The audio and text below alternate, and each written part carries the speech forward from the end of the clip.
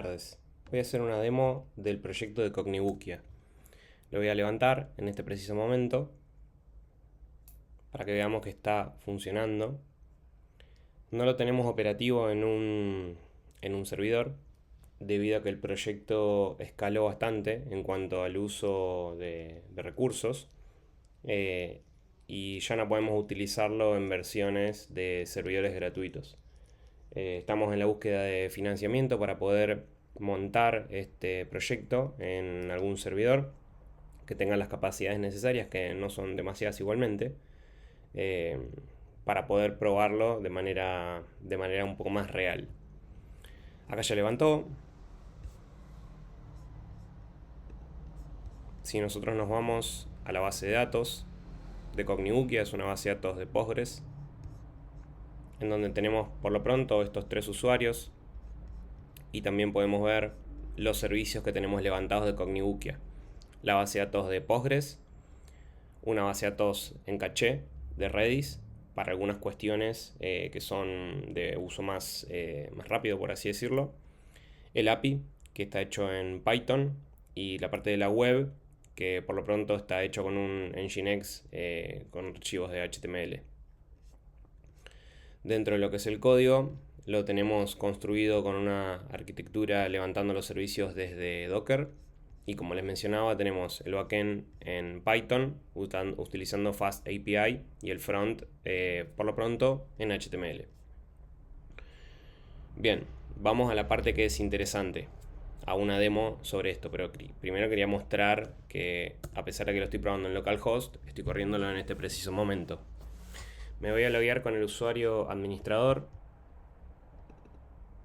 este que tenemos por acá. Cuando nos logueamos como administrador, podemos ver el sitio por completo. Tenemos una sección de chat, que es la que van a consultar estudiantes. Una sección de analítica, que es donde docentes pueden importar los estudiantes de su comisión y también donde pueden validar sus comisiones. Y una sección un poquito importante que les voy a contar a medida que vayamos testeando la parte de los chats. Si nos vamos a la sección del contenido, acá lo importante, tengo un contenido de ejemplo, es que la idea es que se suba el material oficial de cada una de las materias de una carrera. Obviamente esto está extensible, se puede agregar una carrera, sobre esa carrera se pueden agregar sus materias y luego se va agregando el contenido académico de cada una de las materias.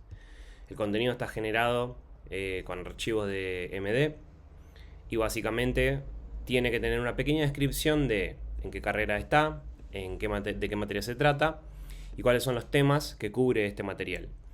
La primera diferencia entre que un estudiante utilice herramientas de IA generativa tradicionales, de repente como pueden ser ChatGPT, Gemini o Cloud, es que cuando una persona consulta esas herramientas y de repente quiere saber cómo pasar de un binario a un decimal, la fuente que va a utilizar la inteligencia artificial para responder podría ser una fuente que no coincida con la que se está utilizando en el momento exacto de la comisión.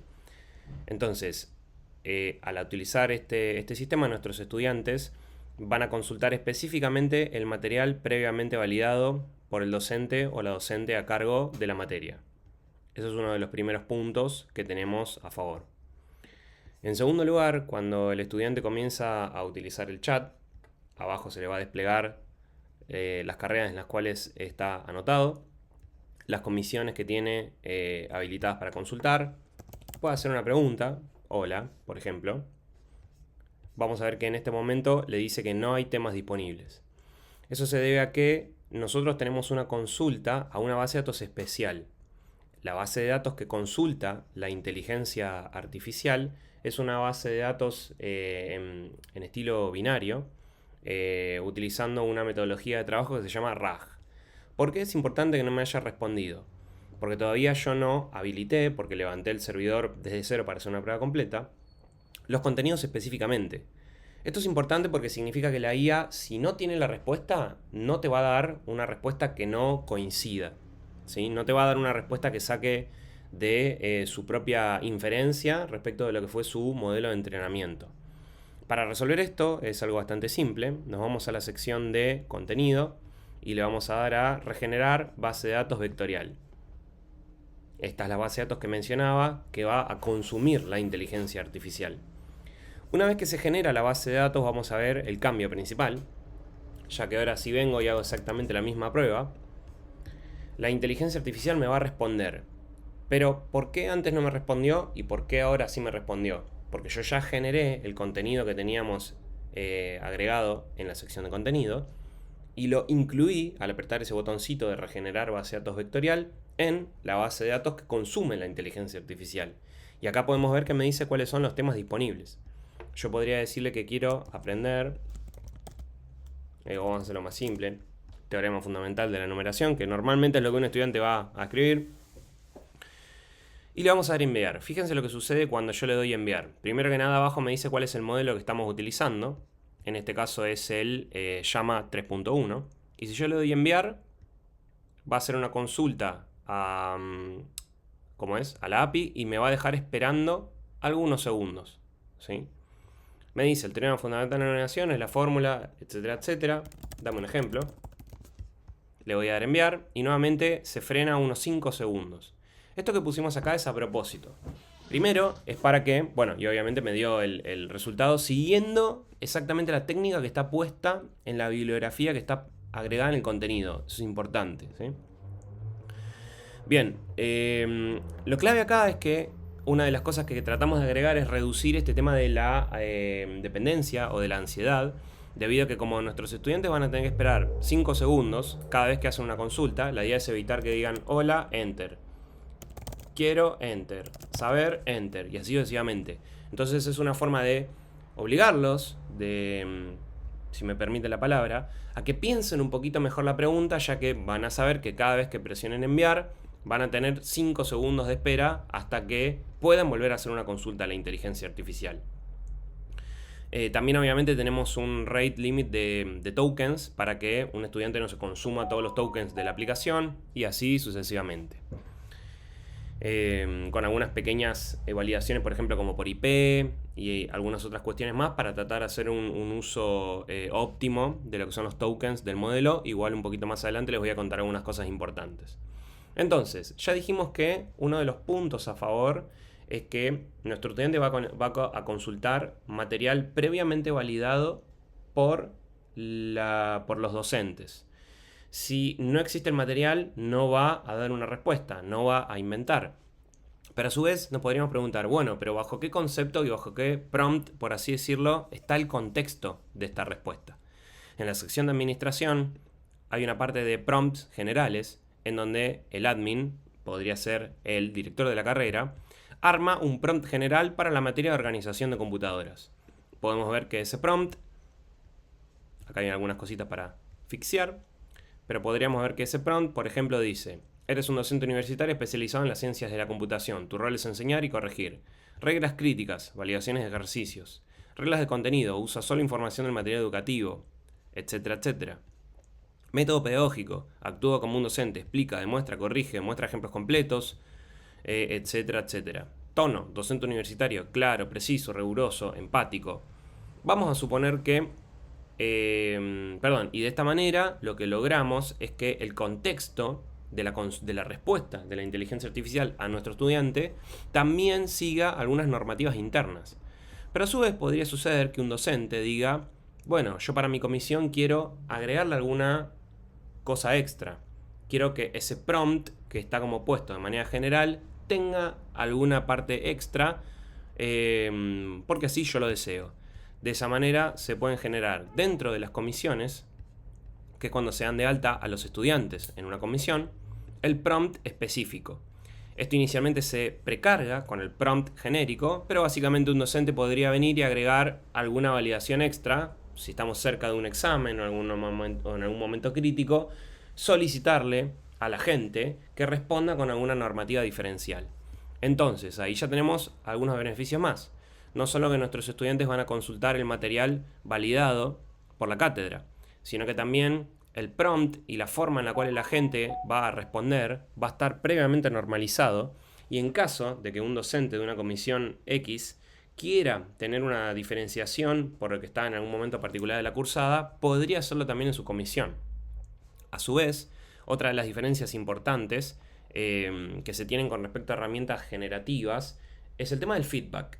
Porque todo lo que acabo de mencionar podría llegar a resolverse utilizando Notebook LM o pasándole un archivo de texto a nuestros estudiantes y diciéndoles, por ejemplo, bueno, acá tienen todo el material educativo, lo suben en el contexto de una aplicación, no sé, ChatGPT, Gemini, Notebook LM, le pasan este prompt y trabajan.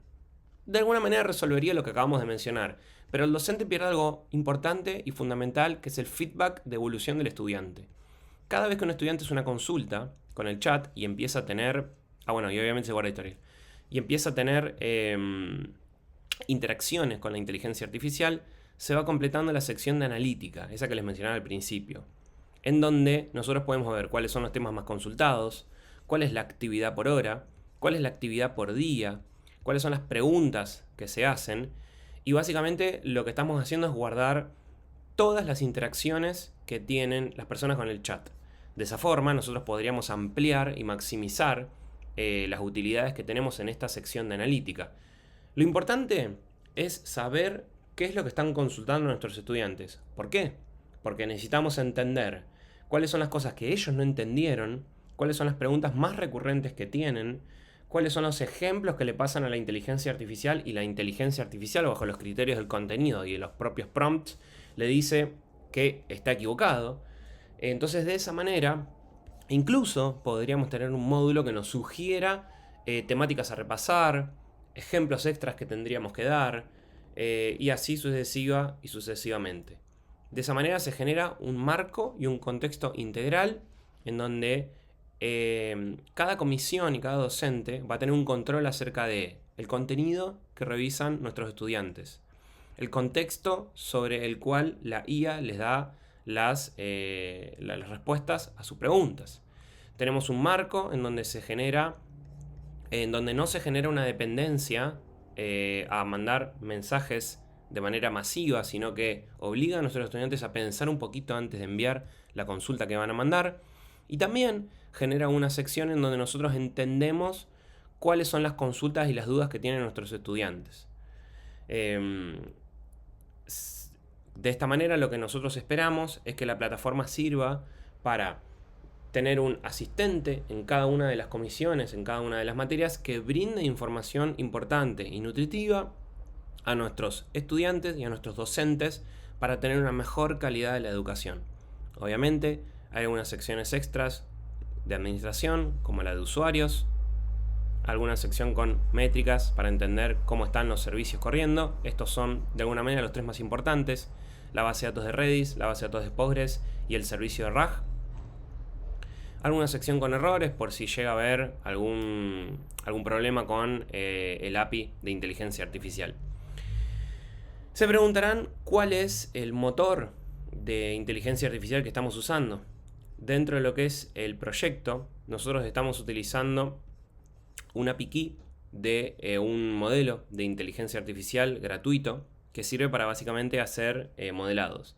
No obstante, eso es algo que nosotros podríamos resolver levantando con Oyama un modelo de inteligencia artificial liviano, porque lo único que necesitamos es que tenga la inferencia respecto a cómo responder como una persona, ya que las reglas específicas de cómo actuar como un docente la tenemos en prompts, y la información específica del contenido siempre lo va a sacar del contenido. Con lo cual no necesitamos una IA que sea extremadamente potente respecto de lo que es su inferencia, ¿sí? Que es ese proceso que tienen las herramientas de inteligencia artificial para poder dar la información ante una pregunta, ¿sí? Ese tema predictivo.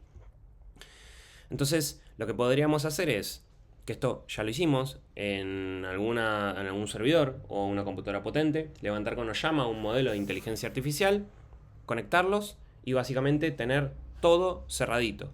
¿Qué es lo que vamos a hacer? Nos vamos a ahorrar básicamente en suscripciones en dólares para poder consultar herramientas de inteligencia artificial, y de esa manera también vamos a tener una privacidad sobre la información de las consultas que hacen nuestros estudiantes. ¿Qué es lo que tenemos por delante? Básicamente nos falta financiamiento para poder levantar este proyecto en un servidor real y comenzar a utilizarlo y comenzar a testearlo. Cuando lleguemos a ese momento, vamos a poder empezar a tener feedback real de usuarios que son estudiantes, docentes y directores de carrera. Les agradezco mucho por ver el video. Ante cualquier consulta, mi mail es gussiciliano@gmail.com. Quedo abierto a consultas, sugerencias o, si tienen información, posibles líneas de financiamiento.